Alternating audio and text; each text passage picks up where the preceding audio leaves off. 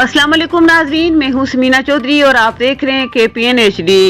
बेंगलुरु भारतीय रियासत कर्नाटक के एक गवर्नमेंट कॉलेज में मुस्लिम तालिबात के हिजाब पहनकर आने पर कॉलेज की इंतजामिया और तालिबात में 3 हफ्ते से जारी तनाज़ा शिद्दत इख्तियार कर चुका है। भारतीय मीडिया के मुताबिक कर्नाटक के वज़ीर तालीम ने बयान देते हुए कहा कि स्कूल और कॉलेजों में हिजाब करना डिसिप्लिन की खिलाफ वर्जी है। उन्होंने कहा कि स्कूल या कॉलेजेस अपनी मजहबी रवायात को अपनाने की जगह नहीं है। दूसरी जानिब मुस्लिम तालिबात का कहना था कि ये उनके बुनियादी हक छीनने के मुतरादिफ है। उन्होंने बताया कि मर्द हजरात लेक्चरार के सामने वो हिजाब लेती हैं।